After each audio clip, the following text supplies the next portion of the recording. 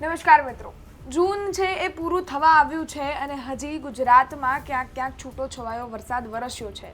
હવામાન વિભાગ દ્વારા અને સાથે જ હવામાન નિષ્ણાંકો દ્વારા જે રીતે આગાહી કરવામાં આવી છે એમાં તારીખ 23 થી 30 સુધી ખૂબ સારો વરસાદ ગુજરાતમાં વરસી શકે છે।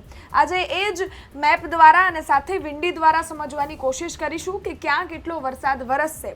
ખેર ગઈકાલે ખૂબ સારો વરસાદ અમુક જિલ્લાઓમાં વરસ્યો છે, એ પછી દક્ષિણ ગુજરાત હોય કે સૌરાષ્ટ્ર હોય। આજે પણ દક્ષિણ ગુજરાત છે એને એલર્ટ આપવામાં આવ્યું છે, સાથે જ સૌરાષ્ટ્રના અમુક જિલ્લાઓ છે જેને પણ એલર્ટ આપવામાં આવ્યું છે। એ એલર્ટ કેટલું અને ક્યાં છે, કેટલો વરસાદ વરસી શકે છે એની વિગતે વાત કરીશું। તો સૌપ્રથમ મેપ પર નજર કરીએ। આજના 23 તારીખના મેપ પર 23 તારીખના મેપ પર નજર કરીએ તો રાજકોટ, જૂનાગઢ, ગીર સોમનાથ, દીવ, અમરેલી, બોટાદ, ભાવનગર આ બધો જ જે સૌરાષ્ટ્રનો એરિયા છે ત્યાં વરસાદ વરસી શકે છે।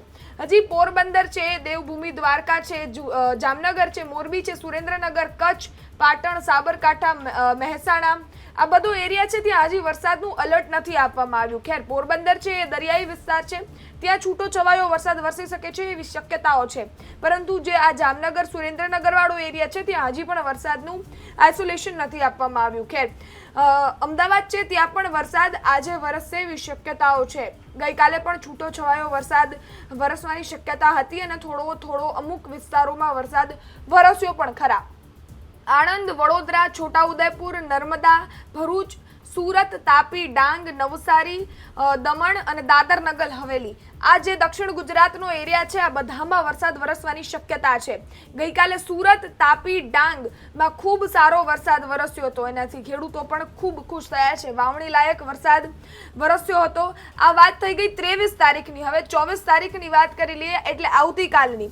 આવતીકાલે ઘણા બધા જિલ્લાઓ છે ત્યાં વરસાદનું એલર્ટ લઈ લેવામાં આવ્યું છે, વરસાદ નહીં વરસે। જૂનાગઢથી નજર કરીએ તો જૂનાગઢ, પોરબંદર, દેવભૂમિ દ્વારકા, જામનગર, રાજકોટ, બોટાદ, સુરેન્દ્રનગર, મોરબી, કચ્છ, બનાસકાંઠા છે, પાટણ ઉત્તર ગુજરાતનો વિસ્તાર છે ત્યાં હજી વરસાદ નથી, વરસાદ માટે રાહ જ જોવાની છે। બાકી અમુક જે સૌરાષ્ટ્રનો એરિયા છે, અમરેલી છે, ભાવનગર છે, ગીર સોમનાથ છે, દીવ છે ત્યાં બધે વરસાદ વરસશે। દીવ તો ખેર એ દરિયાઈ વિસ્તાર છે એટલે છૂટો છવાયો વરસાદ છેલ્લા ઘણા દિવસોથી ત્યાં પડે છે, પરંતુ અમરેલીમાં પણ ગઈકાલે ખૂબ સારો વરસાદ વરસ્યો હતો। દક્ષિણ ગુજરાતની વાત કરી લઈએ, દક્ષિણ ગુજરાતમાં સુરતમાં છેલ્લા ઘણા દિવસથી એલર્ટ આપવામાં આવી રહ્યું છે અને સુરત છે ત્યાં વરસાદ છેલ્લા ઘણા દિવસોથી વરસી પણ રહ્યો છે। ગઈકાલે પણ ખૂબ સારો વરસાદ ત્યાં વરસ્યો છે। તાપી, નવસારી, ડાંગ, વલસાડ, દમણ અને દાદર નગર હવેલી આ બધી જગ્યાઓએ પણ વરસાદ વરસવાની શક્યતા છે।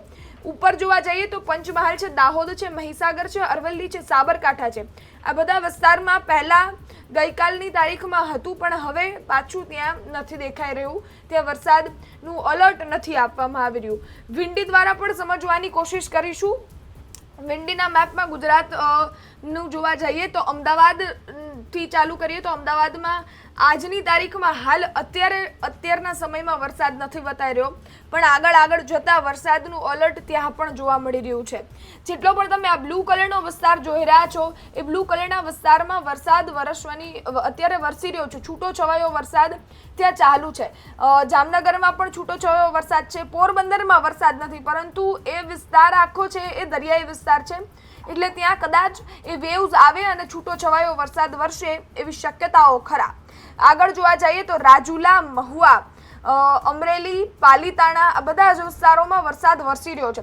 મહુવા તો એ પણ દરિયાઈ વિસ્તાર છે એટલે ત્યાં વરસાદ વરસે એવી શક્યતા છે અને ત્યાં પણ હાલ વરસાદ વરસી રહ્યો છે। આગળના સમયની થોડી વાત કરીએ, થોડો મેપ આગળ લઈએ તો મેપ બદલાશે। રાજકોટમાં પણ વરસાદ આજના તારીખમાં દેખાશે, જૂનાગઢમાં પણ વરસાદ દેખાશે, રાજુલા, મહુવા, પાલીતાણા, અમરેલી આ બધા જ એરિયાઓમાં પાછો વરસાદ દેખાઈ રહ્યો છે। આ જે બ્લુ કલરનો તમે એરિયા જોઈ રહ્યા છો એ આ વરસાદ આવનારા સમયમાં વરસશે। જે રીતે તમે ટાઈમ ચેન્જ કરશો એ રીતે વિંડી છે એ તમને સમય પ્રમાણે મેપ બદલાશે અને વરસાદ વરસવાની શક્યતાઓ પણ દેખાશે। થોડો વધારે સાંજના સમયની વાત કરીએ તો સાંજના સમયે પાછું સુરેન્દ્રનગર, બોટાદ, અમરેલી આ બધા જ જગ્યાઓએ પાછો વરસાદ વરસવાનો છે અને દાહોદમાં નથી વરસાદ। આમ જોવા જઈએ તો બીજી જગ્યાએ દાહોદમાં વરસાદ નથી, અમદાવાદમાં છૂટો છવાયો વરસાદ દેખાઈ રહ્યો છે, ગાંધીનગર છે ત્યાં વરસાદ હજી પણ નથી બતાવી રહ્યો। થોડું હજી ઊંડાઈપૂર્વક જોવાની વાત કરીએ તો વડોદરામાં વરસાદ નથી, ભરૂચમાં વરસાદ નથી, આગળ જોવા જઈએ તો સુરતમાં ખૂબ સારો વરસાદ વરસી રહ્યો તો ગઈકાલે પણ વરસાદ વરસ્યો તો આજે પણ વરસાદ વરસવાની શક્યતા છે. આ થઈ ગઈ વિંડીની વાત. 23 તારીખ 24 તારીખ આ વિંડીની વાત થઈ ગઈ. પરેશ ગોસ્વામી સાથે જેટલા પણ હવામાન નિષ્ણાંકો છે એમના કહેવા મુજબ 23 તારીખથી લઈ 30 તારીખ સુધી ખૂબ સારો વરસાદ વરસી શકે છે એવી સંભાવનાઓ, એવી શક્યતાઓ છે. ખેડૂત માટે ખૂબ સારા સમાચાર છે. ગઈકાલે પણ સારો વરસાદ વરસ્યો હતો. આ વાવણી લાયક વરસાદ છે અને અમુક જગ્યાઓએ ખેડૂતોએ વાવણી શરૂ પણ કરી દીધી હશે, કારણ કે અમુક જિલ્લાઓ એવા છે જ્યાં ખૂબ સારો વરસાદ વરસ્યો છે. અને આજે પણ જે રીતે આપણે વિંડીના મેપ દ્વારા સમજવાની કોશિશ કરી એમાં પણ આજની તારીખમાં પણ ખૂબ સારો વરસાદ વરસી શકે છે એવી સંભાવનાઓ છે. અમુક જિલ્લાઓમાં હાલ પણ વરસાદ વરસી રહ્યો છે. તમારા જિલ્લામાં ગઈકાલે વરસાદ વરસ્યો હતો કે કેમ, આજે કેટલો વરસાદ વરસવાનો છે, બધું જ કોમેન્ટમાં ચોક્કસથી જણાવજો. તમારા જિલ્લામાં શું માહોલ છે, કેટલી ઠંડક તમારા જિલ્લામાં પડી છે એની વાત, એની તમારો અભિપ્રાય કોમેન્ટમાં ચોક્કસથી જણાવજો. ફરી મળીશું, ત્યાં સુધી ગુજરાત તક જોતા રહો. ધન્યવાદ.